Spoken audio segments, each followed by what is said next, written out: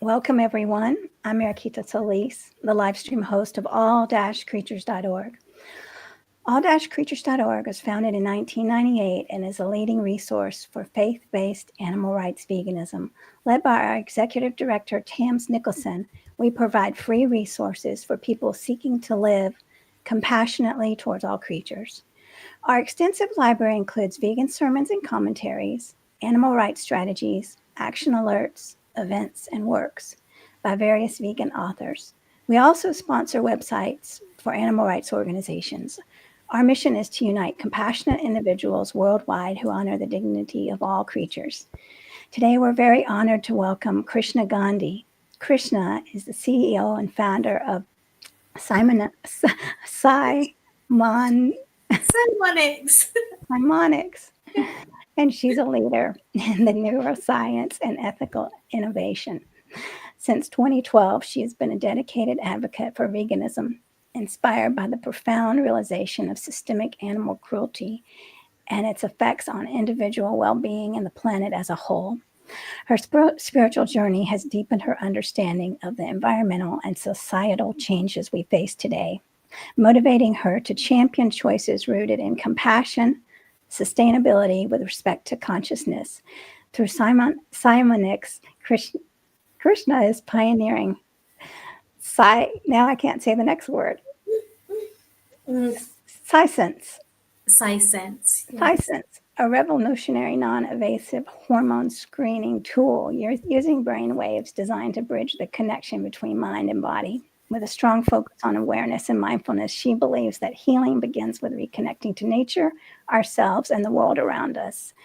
She challenges the conventional structures that prioritize profit over ethical sustainability and calls for a deeper shift in how individuals perceive their roles in shaping a regenerative future. Her work is an invitation to rethink our relationship with ourselves, our communities, and our planet, because true climate healing begins with the mind, the choices we make, and the interconnectedness we embrace. This is so beautiful. Such a mouthful. Well, I'm a little frazzled today. So I guess that came out. But anyway, we're here and how beautiful it is. Thank you for being here. Sure. Thank you for inviting me. Nice to be here.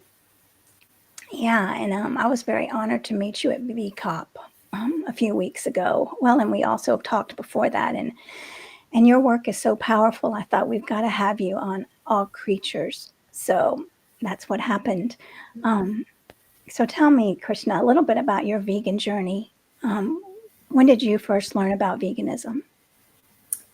I learned about veganism in the 90s because my mother has been vegan for that long. So she's been vegan about 35 years about that time, and I didn't understand what it really. I just knew it means nothing from animals. I didn't understand what dairy involved. So I knew about it, but I really didn't know. I had information about it, but I didn't know. There's a difference between information and knowledge. And when 2012 is when I actually committed to being vegan. So although I had lived a lifestyle but dabbled when I went outside in cheese or something like that, it wasn't a full commitment. But in my clothes and fashions and products, I was committed to that from 2007 after watching Earthlings. I just couldn't watch it. I couldn't watch all of it. Still to the day, I haven't watched all of it. And had I watched all of it, I would have known what's involved in the dairy industry. But the 15 minutes that I watched was enough for me to be like, right, that's it. Can't do this like this. It's wrong. And that's where the animal rights activism started. And then when I saw a clip on YouTube in 2012 about what happened or what's involved in the dairy industry, that's when I went vegan. So. Yeah, I couldn't watch I would watch some of the documentaries, and I'm with friends, or I would just close my eyes. I can't watch them all. I mean, because it's too much to bear. And I remember the first one I watched in 95. It was just that 3-minute clip, and I still have those horrible memories. So, yeah. Yeah. In fact, I used to watch scary movies, but I never had nightmares about it. the only one that left a very traumatic impact on me at a very young age was The Elephant Man. I don't know if you've ever seen it. It's a black and white movie. Yeah, I saw that. But what was really traumatic about that and scary about that is to see how humans can be so cruel to another being just because they look different. And that was real. Other scary movies you kind of think is a bit. I mean, I didn't really believe it. I thought it was entertaining, but this Elephant Man was real. So that was that probably still is one of the scariest movies after all the things they do to the animals in the farms, the slaughterhouses, and things like that. So these are real things. That makes sense.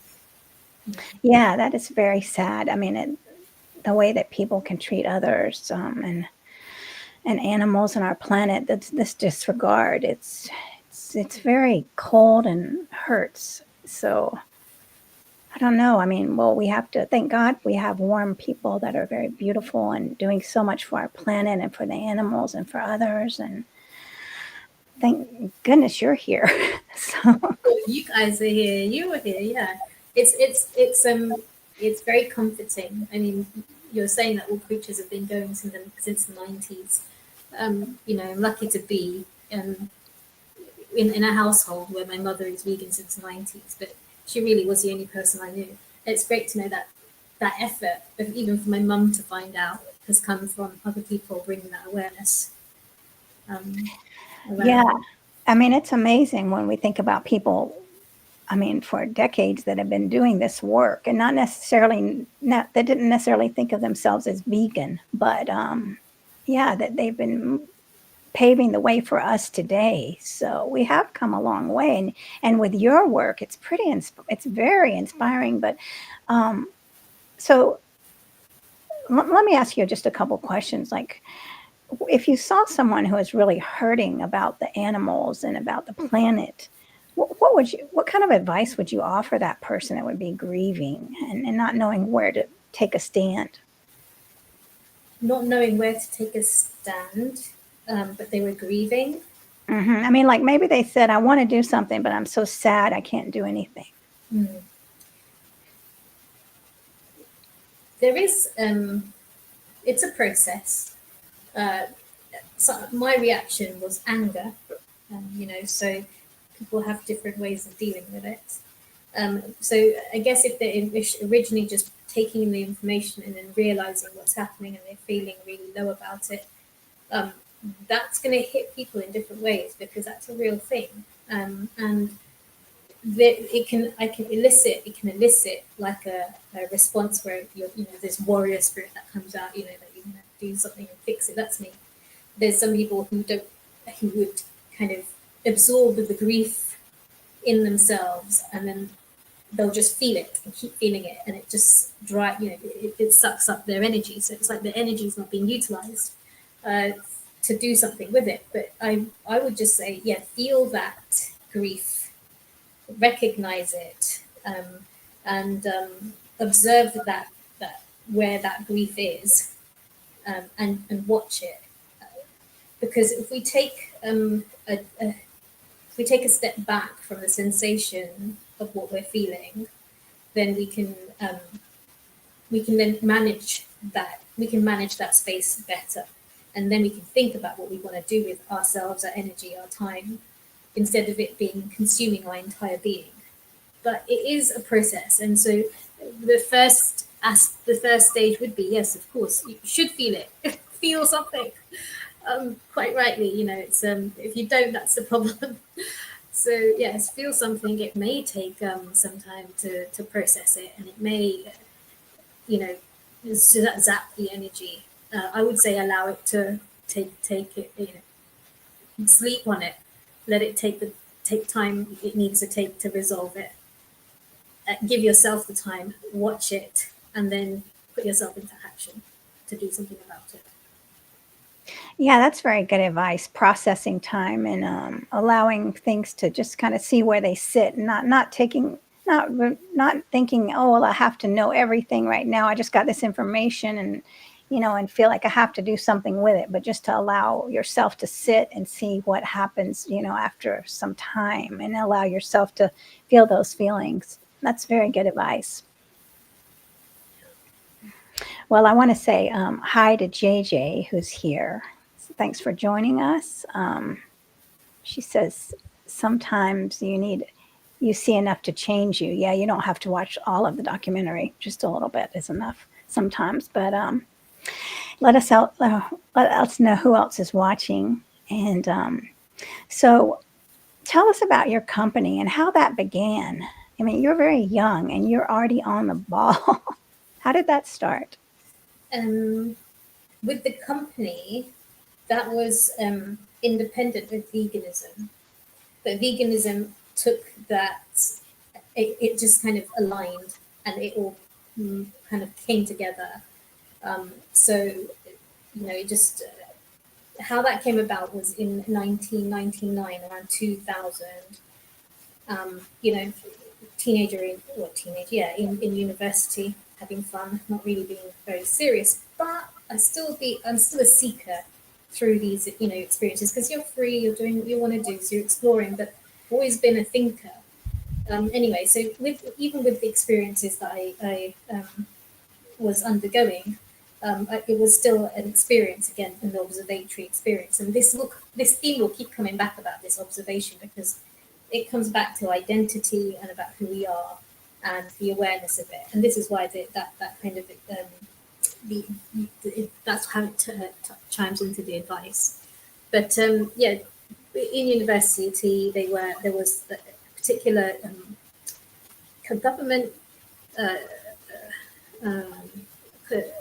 study that was subcontracted out, and it was testing non-lethal weapons of crowd control. So they were using like psychoacoustic and psychotronic weapons. And I happened to be aware in that study, with obviously unknowing to me, but I'd see the impacts and I'd feel it and experience it. And because I have always been a seeker and thinker, that observation state has been familiar to me. So because I've been in the observation state, I was aware of things that are happening that don't belong to me. And that means elicitation of emotions or thoughts, kind of triggering of some kind of response, some interference that's not mine. And this is in the psychical space. And this was also impacting others, and I could visibly see it. And then there was one particular incident where there was a telepathic conversation. I could see the waves of the static go through the television, and that's where I did like kind of discovered brainwaves. But there's no need for me to come across brainwaves. But that was what I'd seen, and that I couldn't stop thinking about it. Since then, I've been obsessed with brainwaves. I failed. I basically not failed, but I refused to believe anything after that, until it was tested and proven that even my senses, even what I was seeing, what I was hearing, all of it was under scrutiny. So all I knew was that there was a way that our thoughts were not invisible. They're invisible, but they're not like disappearing into thin air, and it's measurable. And they're still kind of having a silent impact, but a significant impact. And that's what I knew. That's the only thing I knew, that it's measurable. And there's brainwaves. And so that took me into looking at a friend brought this up about frequencies that were listed in economics textbook, which was then that linked to psychology, and the psychology of that linked to EEGs, because that's that's science, and that linked to that's how I came across EEGs, looking at frequencies. It's crazy it was in an economics book, but obviously these are studies that were carried out in 1999, 2000. So the information that was available then, that was only available to certain people, and they were carrying that technology out. I was shocked, and there's nothing to prove that that's actually happened. And so I had to inquire and investigate what was going on, and completely consumed me for my whole life till today. And then I once I figured out that we can use the EEG to measure brain waves, then pursued that line of inquiry and study, and did a philosophy degree to basically understand everything again, test every single premise I know under using logic, valid logic, test it to make sure it's true, and then build the next belief based on valid premises that were tested. It's a very long journey. And so then my dissertation options was philosophy of psychology and philosophy of mind. And that allowed me to theoretically explore the mind-brain connection, and with all that they had known, all the philosophers' considerations, then also the latest neuroscience evidence to support theories, models, AI at that time. People weren't really talking about AI then, but AI was part of my dissertation in terms of exploring the various models. And AI is not the right model, by the way. Did that, and then found that there is a strong model that can explain the mind-brain relationship, and then carried that out in a neuroscience master's program. So then explored that in a scientific group, this mind-brain relationship. And in my dissertation of the master's project, that looked at cortisol levels and the EEG. And the hypothesis was like, if we were to train using the neurofeedback, the EEG, we do neurofeedback with particular configuration. If we're setting the configuration to lower stress levels, we should be able to measure cortisol in the saliva, and we should see a decrease in cortisol levels. And if we were to train for using neurofeedback to increase stress levels, we should see the cortisol levels increase before and after the training.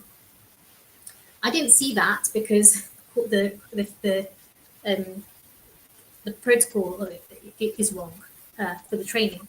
But what I did find was we can use the EEG to estimate the levels of cortisols. That's what I ended up discovering then. And at that time, I got radio silence on it to pursue it further as a PhD.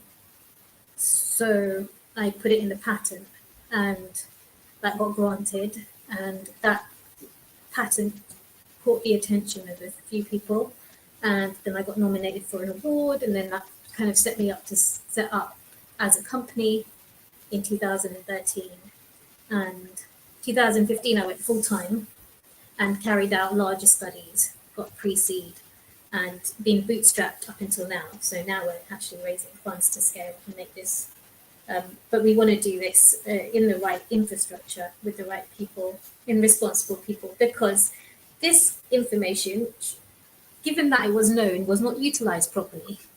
They misused it, didn't they? They should have used, I mean, it's amazing, it's genius, but it's a complete misuse of it. So this way, we know that what the potential of what it can do. We can measure hormone levels. And if it's in the right infrastructure, it can be really beneficial to humanity. That's the shift, yes. And it's very interesting that you study cortisol levels and how the brain works. And I mean, so when we see that people shut down and they don't want to hear it, and we get angry at them. But I mean, could you talk a little bit about what's happening in the brain, or what happens there when they don't want to hear it? So from the beginning of our entry into this world, most of us, we're in the system, and our parents and our grandparents, and the ancient wise wisdoms that have been carried on, maybe not so, that's why they're still able to hold truth. But we're in a kind of systemic world from generation to generation in the system, where the system's programmed people from a very young age, where their self-esteem is hinged by the external world. And so the identity for each unit of person in society has been disconnected. And it's basically the identity is the body or the mind, and that's validated by the external world. So whether that's money or what people think of you, or your likes, or your social engineering, and so social media and things like that have really exploited this disconnect with our identity to then herd our identity. And so that's where each individual will find a nilo of a safe space, and function and grow their entire world and everything that they do based on this comfort space they've managed to balance to keep safe. So, but it's on a dependent system. It's not on a fundamental. It's not foundational, and it's not based on truth. So it's based on fragile grounds, and it's based on a flawed premise. So when we say something to somebody, it's if I try and picture it, if we have the brain and we have different layers of belief systems, and the core of the belief system is who they perceive themselves to be. That's going to be on the safe grounds, and it's not going to elicit a fear or flight system. But in any which case, the identity is based on a very deep subconscious fear system anyway. So this is a problem. Because it's based on a very deep subconscious fear system, it's just a switch between fight, flight. It very quickly triggered. So it's already on that system. So when an information comes into the brain, and it does something to threaten that identity and the entire web of belief that they have created in the world that they're in, they switch straight to defense mode. It goes straight to self-defense mode, as if they've been attacked in the wild. And that's why we get shut down, disconnect, avoidance, ostrich, head in the sand kind of thing. So those are all fear response, like responses to move away from fear. That's what's happening when they do that. So it's very interesting. Yeah, if they're moving away from it, then how does anyone ever change? Yeah, I mean, if first the information goes through. So sometimes I think when the information goes through and there has been quite a aggressive reaction, I think it's a good thing, because the information got through. I see what you're saying. Because it was profound, and so there's a sharp pushback. Mm-hmm. Right. So it's like found like a little through the defense systems. That information's like gone right through to their core, and it's got through. So it hasn't been blocked off, and therefore we're getting to see this aggressive response, and that's great, because there has to be an element of truth to get to them for that information to have got through, and now it's ping-balling all over inside their brain and creating havoc, and hence the kind of aggressive. But it takes time for all of that to then settle down. So it will ping balls here, there, and everywhere, lots of violent reactions, and the worst reactions sometimes. But because it's doing that, it's an ongoing dynamic. It doesn't stop there. It's not like they've had that big response and they've had this reaction and that's it. No, it's dwelling, it's moving, it's making its impacts silently in the consciousness and the deep consciousness, and it's working whether we're there to say it again or not. It's going to do it by itself, and that eventually just takes time before they get to this place and they say, right, okay, I'm going to start making a change, because the work is already gone in, and the work will happen. So there has to be an element of truth in that person in the first place, for that information to have got through, for that aggressive reaction to happen. Sometimes you could be talking to a brick wall, it's not going anywhere, because there's so many lies, that there's no way that information can get through. So the ones that don't react or are too pleasant and they just don't care, that's the worst reaction, really. Well, that's very interesting because when you're talking about the cognitive dissonance and then the brain is just kind of shifting around, trying to juggle that and make sense of something that you can't make sense of. I mean, You see, epiphany is interesting, right? When someone has an epiphany, what how do we discern the experience of having an epiphany with any other situation where we're learning something? Because we're learning all the time, but epiphanies are interesting, and we can liken it in this way where they're in a situation and suddenly this one particular incident has happened, which was a key piece, and it managed to happen at the right time, in the right circumstances, in the right way, so that it filled the piece within the cognitive architecture in the architecture that just connects all the dots in one go. And that's why epiphanies are really an interesting experience, because it's just like one experience and suddenly it's connected all the dots immediately. It's a positive experience, but how that works is in the same architect of why this fear, why we're having this, what you're saying, why do people react aggressively? It's a similar kind of, it's the same architecture that facilitates both. so if someone is acting aggressively, they might come to the realization the next week, wait a minute, that person was right. At some point they will, inevitably. It's just a matter of time. Well, that's beautiful. So then when the worst thing that can happen is no response.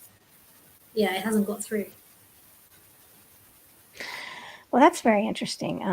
The brain is, I mean, neuroscience is fascinating for me, and I've always been just wanting to learn more and more about how people process things and how we're triggered and how we can help ourselves as vegans, knowing more about our brain and how it works and how we can calm our brain, and when we're in situations that maybe we don't know exactly what's going on, like you just pointed out, that this reaction is a good thing. It's a shift. It's a shift. Yeah, there's an impact, that information going in. So it's like, okay, it struck a chord. That's why they say it struck a chord, right? Because a truth chord somewhere. Right. And then a lot of times they will present something that's not true, like to deflect that, I mean, to put up a wall, right? Like, oh, well, you all are crazy, you all, or you all are gonna die from your diet or whatever, which is not true, right? Or say something like, I don't know, but to throw up any defense that they can against veganism. So it's very interesting. I mean, that's the the fight or flight, so they'll just chuck anything just to get away from it. And, and the same thing, I mean, like the brain, we have like habits, right? And we can have good habits and we can have bad habits. So even if, as I said, even if I consent to something myself, like Krishna, you're going to do this every day. It's for my own good. I've consented to it, and I'm all in agreement to it. But it still takes my brain and myself. I mean, some people are fast, but for me, it will take me time to get myself into that rhythm, to build it, to build that autonomy where I don't even have to think about it. So, like for example, when we're learning to drive, in the beginning, we learn to drive and we're looking, we're very conscious, we have our hands on the steering wheel, we have to look left and right, and we have attentions everywhere. And everything's still just building, all the connections are building and learning to drive. Once those connections have been built, we just drive without even thinking. Right. So that process of neuroplasticity, that's what it's called, allows us to then learn things, and it stays stabilized so that we don't have to keep on putting that much effort to do what we're doing. And that's how we've learned something. And at the same time, to unlearn those habits also takes an effort, because then we have to rewrite over those habits and create new pathways. So it's like we've got like a garden and we have to mow the lawn, and it's a wild. Let's say it's a wild garden. If we want to make pathways in there to get from A to B, we have to walk through the garden the whole time, or we can get the mower out and make an effort to make that path. But if we want to make a new path, then we have to stop walking that path, stop mowing that path, and start creating a new path. And it takes time to keep walking across to make that new path. But the other path is still there. It's still quite easy to get there. You can still use it. It's quite easy to get onto that path, and it takes a long time for it to be overwritten. So if we get the processes of the brain for us to build habit, for us to overwrite habit, for us to learn, all of these things have to be taken into consideration as well, with understanding the full picture of what's going on. Well, that is amazing. Yeah, I'm fascinated. We got some comments here, and from JJ saying this is good, and this is why we have to be careful how we share the message of veganism with others, and people have to figure it out on their own, right? And very true. I guess non-threatening way to get there, in my opinion. I think that's what she's saying. So yes, and JJ is very she has the vegan knowledge in her channel, and she is also very aware of how to speak to people where we're not blaming or putting them on the defense. I mean, in all cases, whether it's veganism or all relationships, no one, I mean, to be careful about how we speak to people is so important. Not shaming, not blaming, but being aware of they're in the human experience, and that we are like them. I mean, we weren't always vegan. I mean, I wasn't. Maybe you were, but no. But no. So yeah. So to be kind to people. But anyway, I want to know about how neuroscience can drive climate solutions. So I think having an awareness about the structure of our identity, which the identity right now is based on, as I said, the external world. And so we're in a continual perpetual mode that's based on fear. Everything's kind of based on a very low level fear complex. So if the identity was hinged to, which we had, if we had an understanding, for example, of ourselves, like our brain, our body, our mind, if we had this information that as we grew up as a norm, that we are the awareness. There is the body. There is emotions. There are thoughts, and you are the one that watches these things, and that there's a connection with something that's beyond the things that we can see, and that's where we get our energy from that we can't see. It's where the space of the invisible things that come from, like math and thought and logic, and we don't know where that comes from, but that's where the truth lays. That's where we find truth. So if we can connect to that, if once we're connected to that realm, we can start to connect with a source of truth, which is really important, because then we assess our emotions and our experience of reality as if we're watching a movie, and we don't get attached to the feedback that comes as feelings or the experience that we're sitting in, rather than it just being an experience. On those grounds where the invisible world is, where we're talking about math and logic, people are not considering that these are invisible spaces, but it's this invisible space and dimension which is the source of all of our truth that works in the material world. So we use math for our technology, for our AI, for sending a rocket into space, and it's not something that is achievable to describe and hold. There are concepts, they're invisible concepts, and somehow we are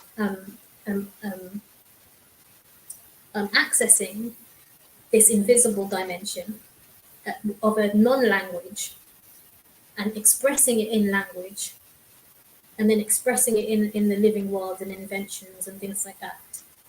And the same way is we've got our beingness and our spirit and our soul coming from this space, and it's and we have to know that as a default. So with math and code or anything like that, if we get the math wrong in building something, it will fail. If we get the math wrong in sending a rocket, it will fail. And math is really important. So now when we apply math to living spaces, to an organization, and we live in, and we apply it in how we work in the world we live in, that's what we call morals. So morals are like mathematical principles. That's why they're different to any other kind of statements that are not based on logic. So morals are based on logic, like math are based on logic. So there's a real there's real information and scientific and ancient wisdom that this should be a known thing in our human experience, and I think kids know it, but we kind of condition them out of it. The animals are able to pick up information through the psychical world or the invisible world, because that's how they communicate. They don't use language, so they are very more sensitive to experiencing, expressing, and communicating in non-verbal ways. And this is a whole element of our existence that we just ignore because it's so dominated by the visual experience that we're having. So, the occipital lobe is completely dominating my experience of reality and determining what I know. So that as a basic, if that information is known to us and we realize that that's our identity comes from a space where there's truth, then we review the experiences of our emotions, then we won't be so herded. We wouldn't be exploited and herded the way in the way that people are being exploited and herded today. So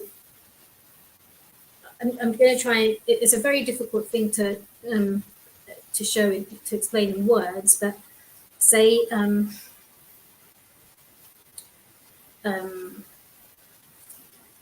we're in a virtual reality. Say there's a virtual reality. I don't know if you've ever put a headset on and experienced virtual reality. Have you done that? No.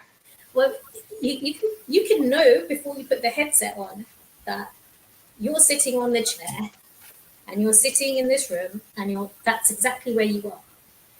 But you can put the headset on now and it will take you on a roller coaster.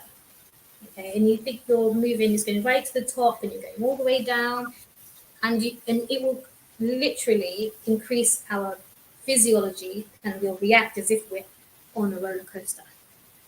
And we will move, and this because the visual system is the information is going through our visual system and making us believe that this is what's happening because of the experience we're immersed in. But we know that we're sitting here on the chair and we're not on a roller coaster. And we still have those physiological responses and emotions and feelings and stomach left at the top of the roller coaster as we come down. The same stimulations of emotions are still going to be experienced. And we're not even there. We're sitting in the chair. So when we can't even control that, when we know that in a virtual reality simulation, it's really difficult to remember that when we're actually sitting here on the chair, experiencing this reality conversation while we're having this. It's all rendered, right? And we just take this as this is exactly everything. But it's an experience in the same way that we're sitting as the observer, having awareness of this is the experience I'm facing right now. So do I own those emotions? Should I own those emotions, or should I watch them as the observer and and have awareness of that experience. Like with the virtual reality, I know that I'm sitting in the chair, so I can experience whatever that's put in front of me, and I can know that and allow myself to feel it without myself getting to my judgment being taken by it. So our feelings and our experiences are one thing, but when we assess it with our intellect, that has to be a separate thing. And what's happening is that we're not applying intellect, we're not reviewing it when we're having these experiences, and when we're having experience of our emotions being elicited, or thoughts happening. We identify with those things. We identify with the emotions, and we identify with the thoughts. We identify with all the external stimulus. We identify with what people say about us. We identify with how many likes. We identify with the status given to us. We identify with, and that becomes the foundations of each person's identity.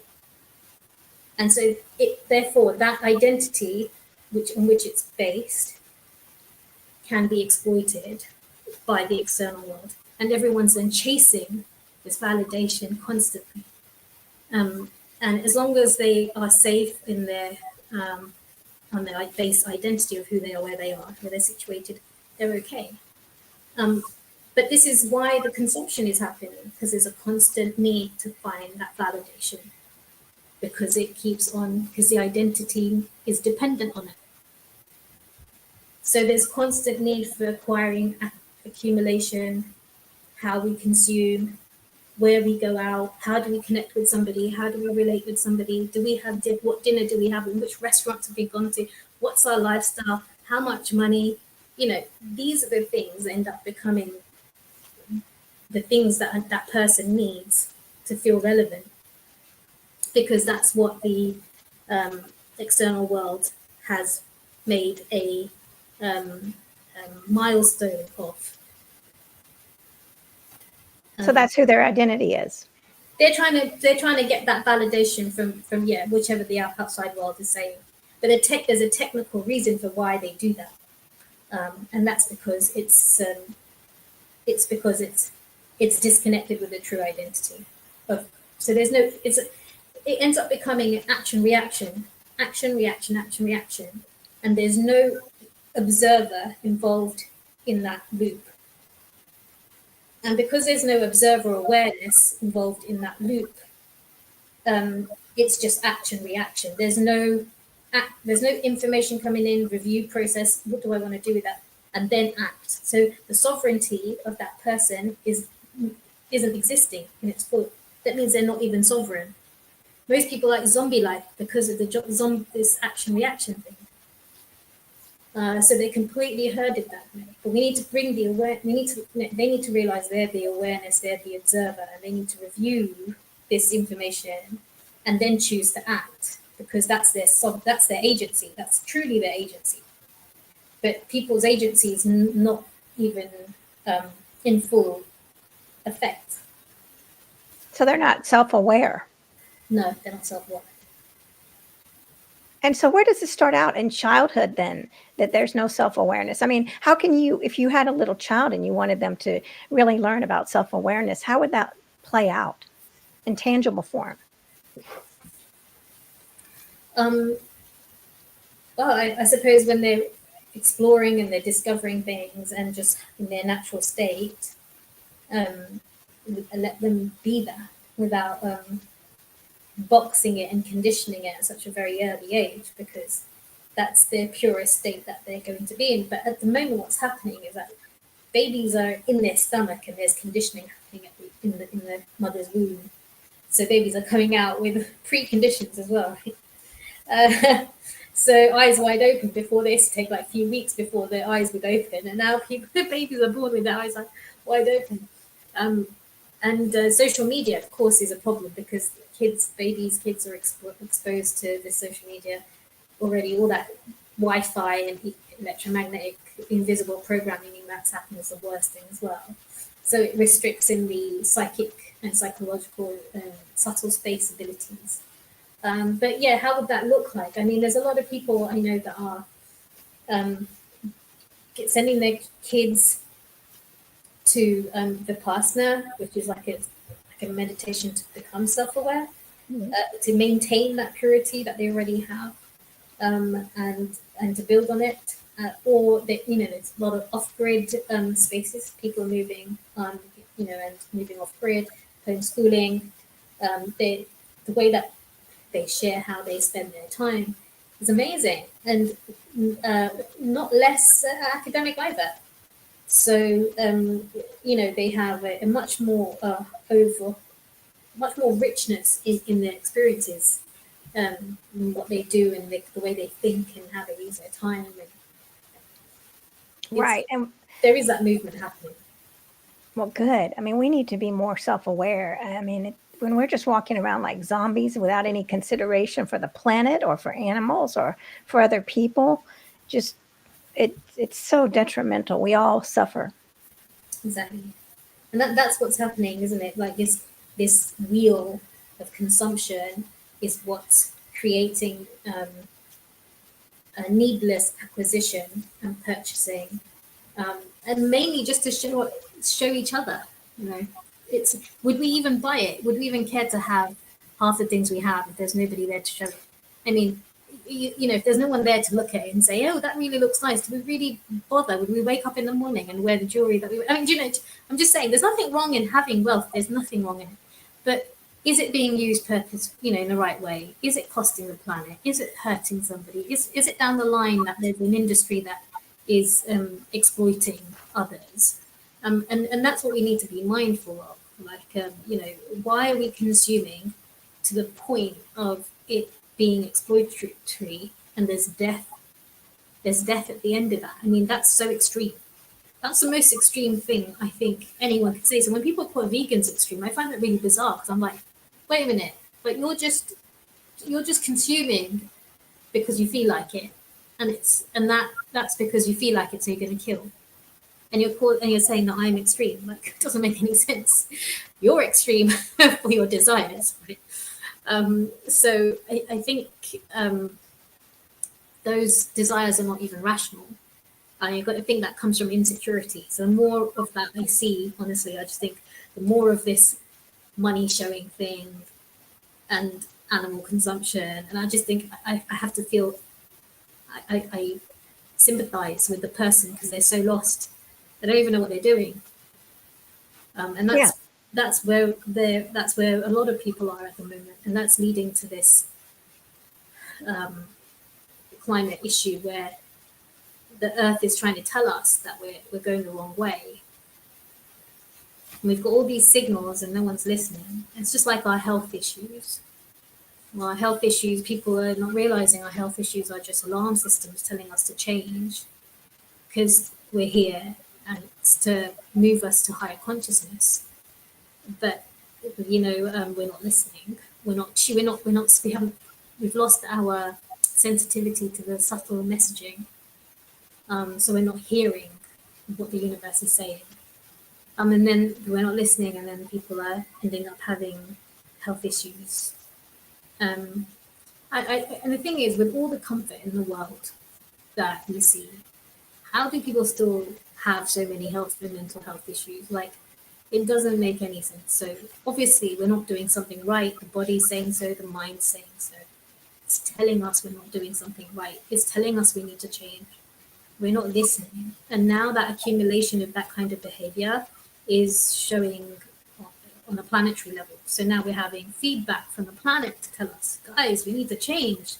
And so we've got these, eruptions and nature telling us with floods and fires. And at the end, it will just get to a point where we suffocate. But we can change this. And the solution and the point of this is that if we understand this about the neuroscience, if we understand this at an educational level about who we are, people are empowered to know themselves, to really sit in a driver's seat in who they are, and then assess whether what they want to do and why they're doing it, because they assess it, not because they've been told it by an external stimuli. And it just needs that awareness that everybody needs to know that this is the architecture of what's happening in the current world and where you sit in it, and you're the awareness, and you need to apply your awareness to the fullest.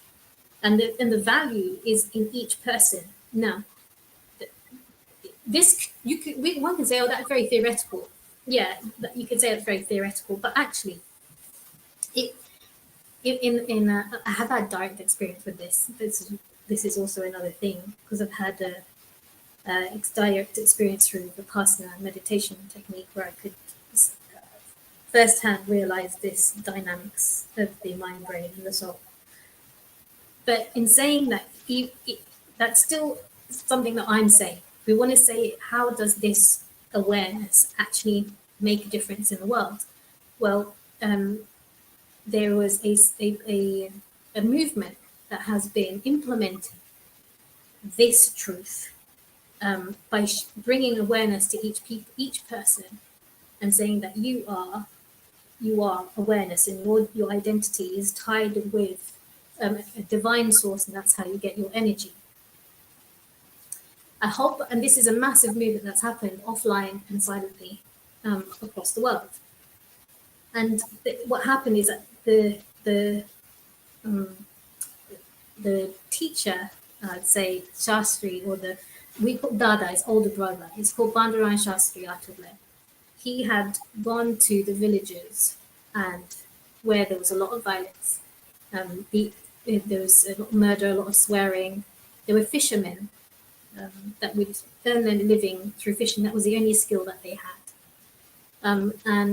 But it was a very, the way they lived their life was very dangerous, and like not even animals live like that, right? And so he'd gone to these villages of all sorts of different types, not just the fishermen villages, but he instilled in them their dignity by telling them that they have value in themselves. Each person is valuable.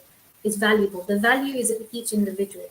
It's not in the outside, because they're the spark of divinity. When we access information, when we access energy, we have a choice to use it. We have desire, and then we can channel that energy to fulfill that desire.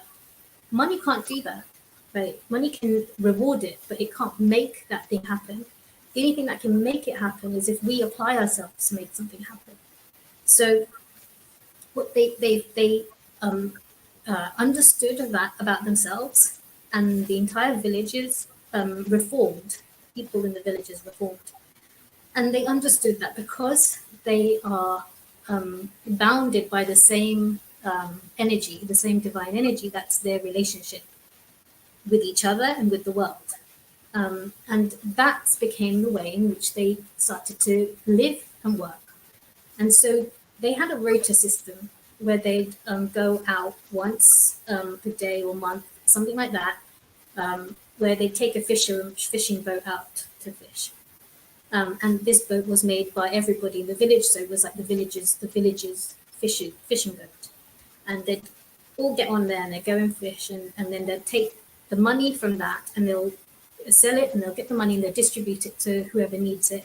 But whoever got it, it wasn't they didn't feel inferior, and whoever was given it couldn't claim that they were given it, because everybody took their time out, because it was what they owe to God, or what they owe to the divine, or what they owe to the universe.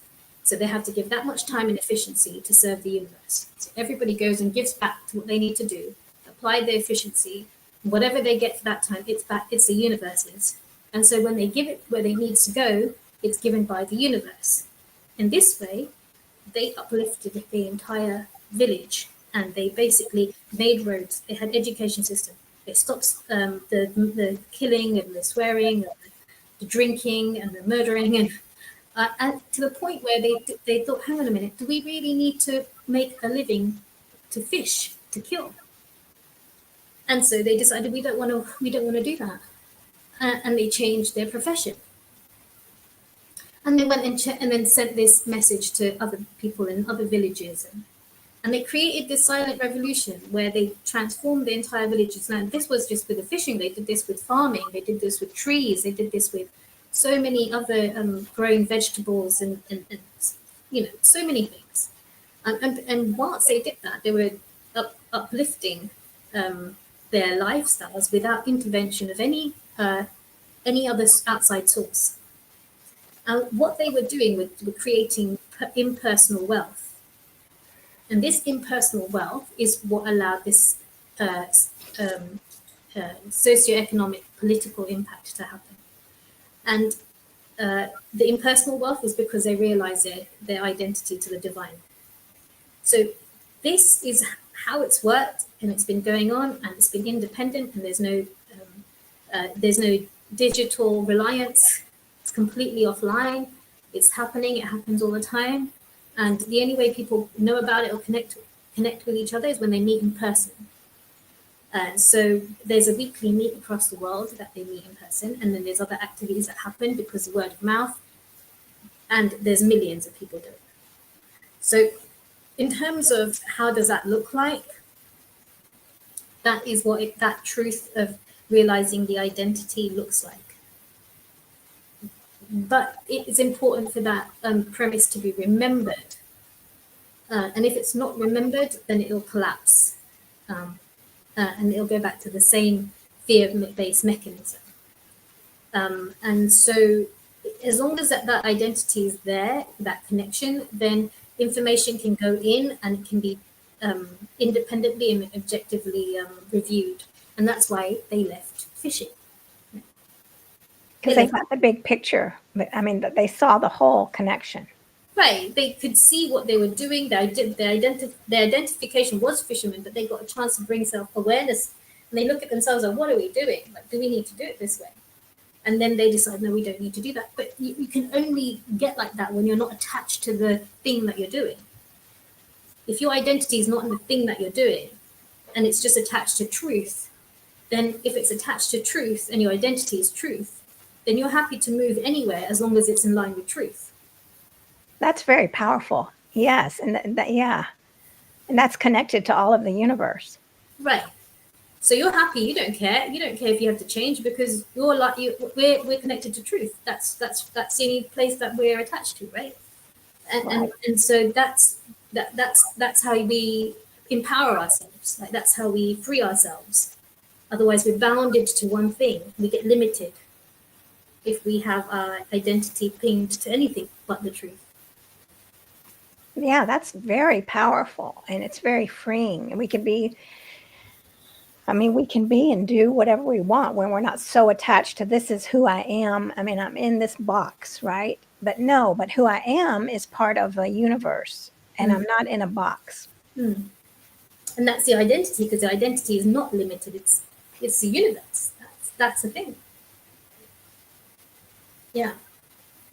That's amazing. Yeah. So for me, if someone tells me, "Oh, Krishna, you're wrong," and they prove it, I'm like, "Oh, right. Thanks for that." Yeah, that's great. Or if I'm doing something wrong and they say, "Well, I'm not sure. I think and you know what? When I see someone tell me something and there's a risk for them telling me something, whether they might not be liked or something like that, but they make the effort to tell me for my own benefit, I appreciate that. And because that helps me improve and it helps me move to more truth or to a better version of myself. And I think that's what you'll find with a lot of the vegans, that they appreciate. They're more able to look at information and happy to move to where there's truth without much attachment. So that's why I think veganism is a symptom of spiritualism. That's true. I love that. Yeah, this is fascinating.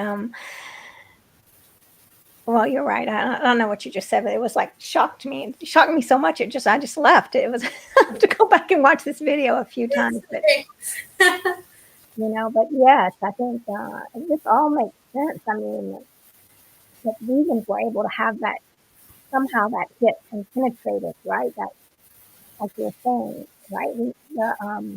The shock. I mean, the fight or flight. We got past that and moved past that into making change. Are you there, Mariquita? I think Yeah, I'm here. Are you there? there you are. Yeah, I got you there. Yeah. Yeah. So the complex that we sit in is when we're bounded because our identity is bounded. So our movement is bounded by our identity, and the identity is kind of based on a fear complex that's based on what the outside world tells us about our identity.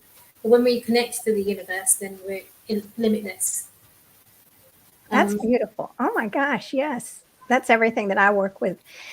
I mean, with living an authentic life, when you're grounded in, the authenticity of yourself, and that's the connection to every living being, then nothing will stop you, right? Then you will be aware of all beings. You won't just be focused on like this. If you're living inauthentically, then you're in that material world, and and you're shutting yourself down from relationships and with other people and with nature and with animals. But when you're really grounded in that whole essence, nothing will stop you. So I love what you're saying. Yeah, thank you. I mean, I think having exposure to such amazing people, so much amazing work that's been done, the backdrop of all the efforts, um, and that's the thing, isn't it? It's about having access and being aware and being in contact with that kind of knowledge systems that's allowed me to be able to build on that.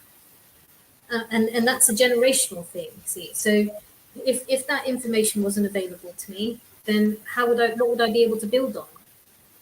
So if we can get, and that information has just been guarded by the ancients. Some lines of some religions have kept the truth alive in some ways. Some have been kept properly. Some pretty much haven't, mostly. Because it's turned for power purposes instead, rather than for the actual truth. But we can find the truth converges across all the different ways in which the effort's been made to preserve it from different religions as well. So, I do feel quite lucky that I've had access and contact to such amazing people and know of their work. And even in my current experience or reality, it's amazing the kind of people that I'm around, I'm speaking with, and I'm working with, and it's a real blessing. And it's something that if everyone else had access to that, they'd also be able to build on that. So, for me, if I didn't, it would be wasteful to have all of that access and not do something with it. And so, in a reflection of the access of the people that have had access, Psimonix is a fruit of that. Well, you're doing amazing work, and I wish we could have. Well, I want to respect your time, and this has been fascinating. You're going to have to come back on. We're going to have to talk more about this, definitely, because I've got a lot to process. Speaking of processing, yeah, I've got a lot to process. Yeah.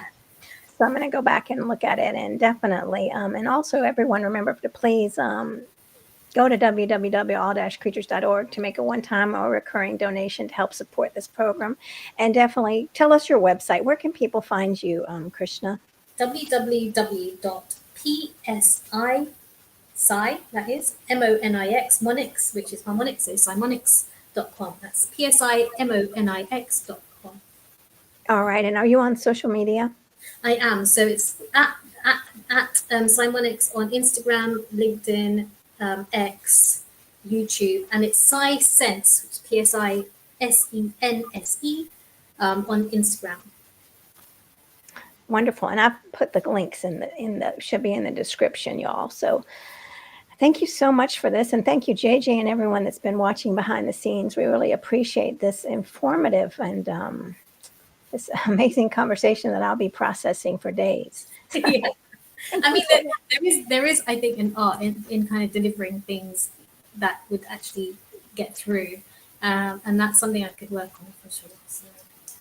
Oh, well, good. You'll come back and tell us how to do that next. Well, maybe I could learn from someone else, but yeah, I mean, there's a lot of information to try and condense in an hour. Since there's people that have the minds to hear it, it could be repackaged in a way that could be distributed, and so people can get access to it in ways that do work and get through. But yeah, I can certainly work on that messaging for sure. Wonderful. Well, then we'll have you back on for part 2. Thank you, Mary Peter. Thank you, Krishna. Thanks, everyone. Bye-bye, everyone.